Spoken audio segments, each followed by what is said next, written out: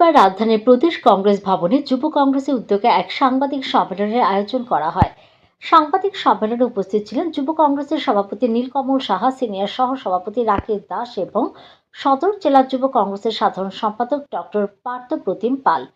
সাংবাদিক সম্মেলনে বক্তব্য রাখতে গিয়ে রাকেশ দাস বলেন, ছাত্রছাত্রীদের ভবিষ্যতের কথা বিবেচনা করে দেশের প্রধানমন্ত্রী নরেন্দ্র মোদীর নিট পরীক্ষার প্রশ্নপত্র ফাঁসের ঘটনায় স্পষ্ট অবস্থান নেওয়া উচিত ছিল। তিনি অভিযোগ করেন, প্রধানমন্ত্রী বিভিন্ন বিষয় নিয়ে বক্তব্য রাখলেও নিট পরীক্ষায় প্রশ্নপত্র ফাঁসের মতো গুরুত্বপূর্ণ বিষয় নিয়ে কোনো মন্তব্য করেননি। তার দাবি, নিট পরীক্ষাকে কেন্দ্র করে বৃহৎ মাত্রার অনিয়ম ও দুর্নীতি সংঘটিত হয়েছে, যা দেশে লক্ষ লক্ষ শিক্ষার্থীর ভবিষ্যৎকে অনিশ্চয়তার মুখে ঠেলে দিয়েছে। তিনি বলেন, যুব সমাজের স্বার্থে কেন্দ্র সরকারের এ বিষয়ে জবাবদিহি করা প্রয়োজন। তিনি আরও জানান, আগামী 15 জুন যুব কংগ্রেসের পক্ষ থেকে একটি বিক্ষোভ কর্মসূচি পালন করা হবে।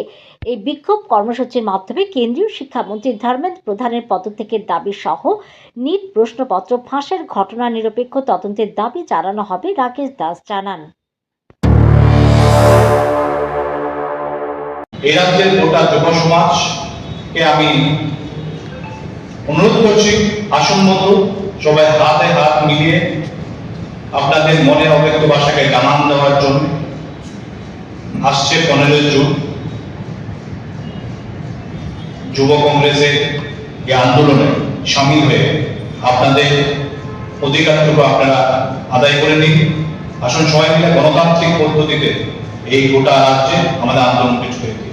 আন্দোলন যুব বিক্ষোভ, আমরা সরকারের প্রতি প্রতিবাদ জানিয়ে আমাদের টোটাল 5টা দাবি আছে।